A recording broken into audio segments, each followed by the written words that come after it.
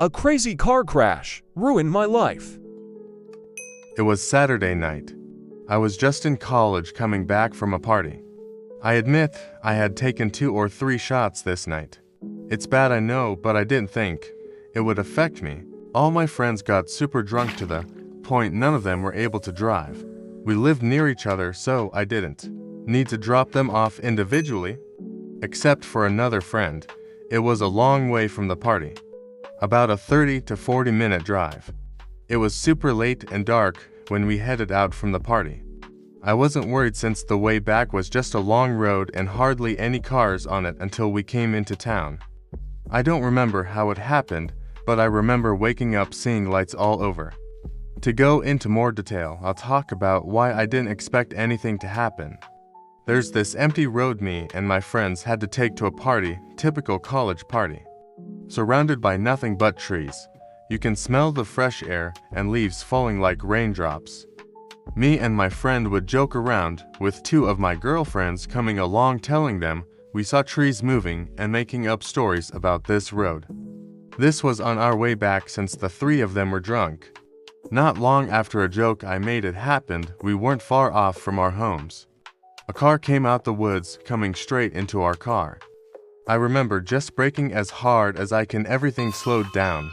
Trees were silent, the car was a feather, and everything was so slow.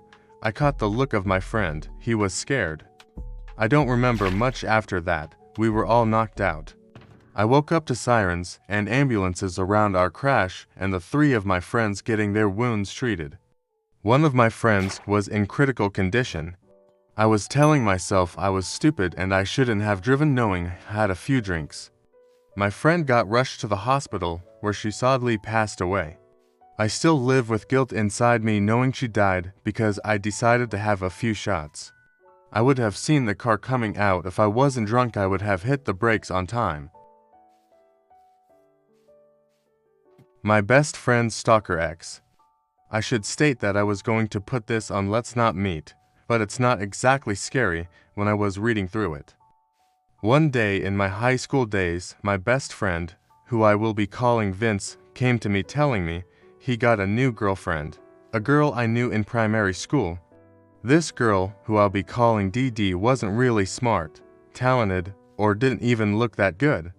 Ultimately, me or my other best friend, I'll be calling him Dustin, never understood why he would even give her the time of day. She was a shitty girlfriend to him, and even though Vince was getting treated like absolute garbage, he stayed with her. He looked visually drained and sullen, like someone sucked all of the happiness from him. He was normally the most upbeat of the 3 of us, but he just seemed depressed.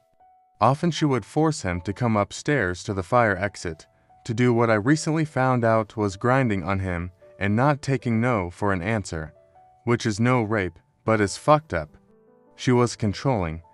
For instance, whenever we would talk about more nerdy things like Transformers or Star Wars, DD would always tell him to change the subject to something like Disney sitcoms. Oh yeah, I forgot to mention, she was immature as F for her age. She was obsessed with Disney sitcoms and characters and still carried a bag with Hannah Montana memorabilia on it in her final year of high school. She slowly started to get more annoying, and it got worse when we found out she was being abusive towards him, stealing his money, forcing him to lie to his parents, and sometimes come to school with no money at all and not even getting lunch for days. Dee Dee also had no hygiene whatsoever, as she never even took care of her hair, making it always seem scrawny. I'm not going to compare it to a rat, because I've kept rats as pets that had nicer coats. She would always backwash left of bits of food into her drink and made Vince drink it too, to look more romantic. It was disgusting and always made me and Dustin to cringe in the literal definition. You need to understand, had no break from this girl and her obnoxious antics. I had a drama class with her that had a double period on Fridays between break and lunch, the time me and our friends would hang out. I would hang out with my other friends in this class. The closest one I'll be calling Jennifer, and she plays an important part in the events to come.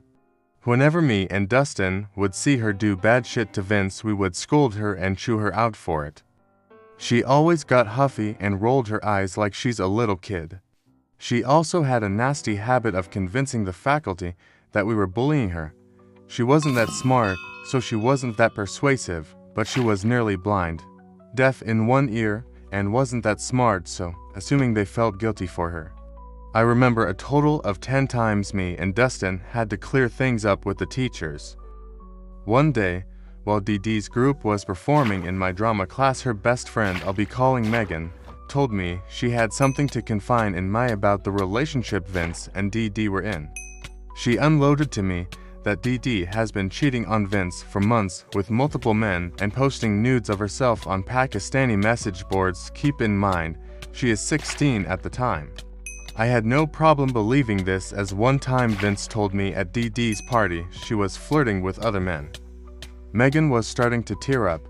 She was normally an angry person, but this must be some sort of rebound off of her recent suicide attempt. I gave her a hug and thanked her for the information. My next move was personally planned. I used my prefect abilities to allow my friend to cut in line to the front and get his lunch while Dee Dee was in the back. After he got it, I took him to Megan so she could tell her what she told me. He was in denial at first, but slowly accepted the fact. I went back to Dustin and this guy that I could call a friend, who hung out with us on and off, and told them to tell Dee Dee that Vince wasn't feeling well, and I took him to the nurse. I took him to Jennifer's table to crash. Jennifer's table was all the way at the other end of the school, so I was fairly confident that Dee Dee couldn't find us. We talked it out and he told me, with worrying heavy in his voice, "I don't know what I'm going to do, man." I suggested that he breaks up with her on Monday. Vince did so and returned to his old self, happy and optimistic. She supposedly had a meltdown when Dee Dee was told and stayed at home for the week. Unfortunately, when the next week came, he started going out with her again. I was told it was because he heard rumors of Dee Dee hurting herself and him not wanting that on his conscience. It was worse the second time. She was more irritating and aggressive than ever. Sometimes for days we wouldn't see him at break because of her dragging him along. Eventually, he found out she was cheating on him again and he ended it.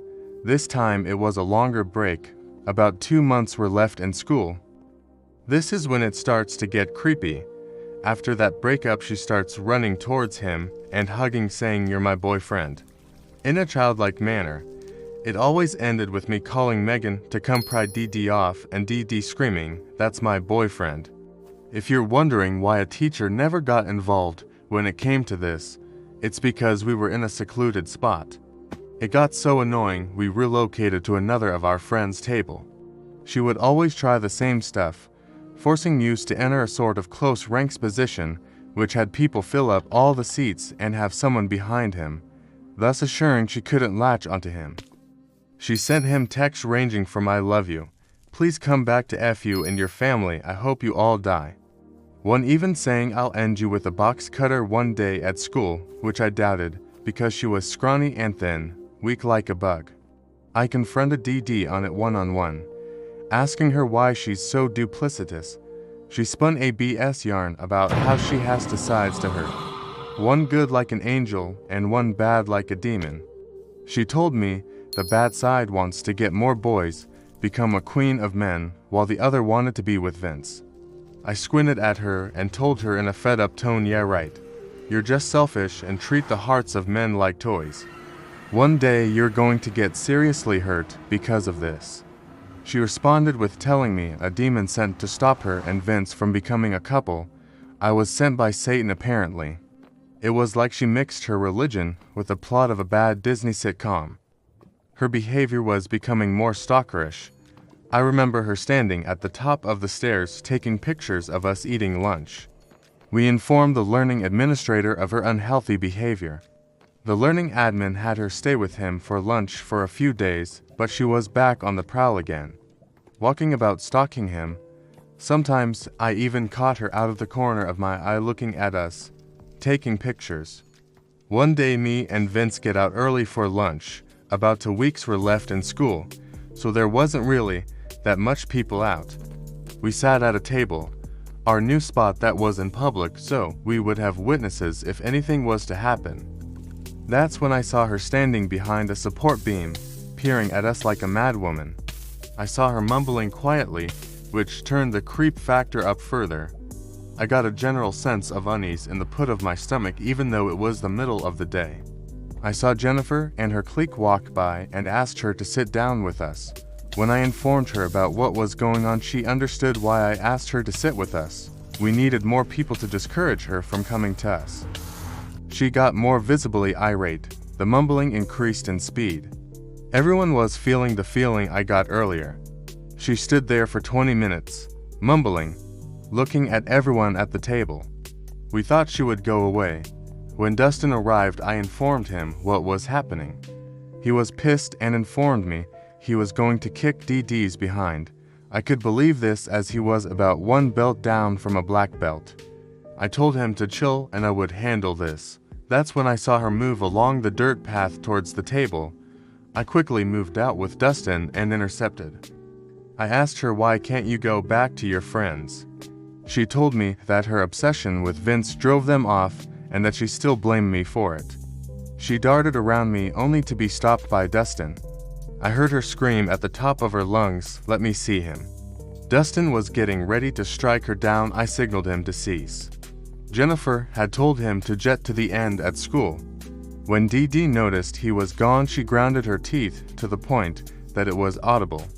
She ran away and I called the other learning admin who wasn't close to her, one who I was sure who would punish her. She got suspended and we lived out the rest of our high school days with fun as exams were over, and knowing DD was to have restricted movement around the school. But the worst thing happened. He went out with her again, something about how someone guilt-tripped him back to going out with her. At this point, I couldn't take it and called him a cuck. We would spend the first few of our summer days arguing about how he was making a mistake. He went on a trip to America, a part of some Christian field trip club. He saw how nice girls were compared to her in America, forgot to mention, I live in the Caribbean, which was the catalyst for the final breakup. Recently, I met a guy who is a good friend at my current school told me he went out with her only to expose her as the thought she is. Managing to get nudes from her and getting her to do some messed up stuff just for him, while also exposing her around the island and blacklisting her. She goes to the school too. She has no friends whatsoever. Everyone hates her, and when she walks by us, we always joke about how we feel a cold breeze whiz by. Don't forget to like and subscribe for more chaotic Reddit content.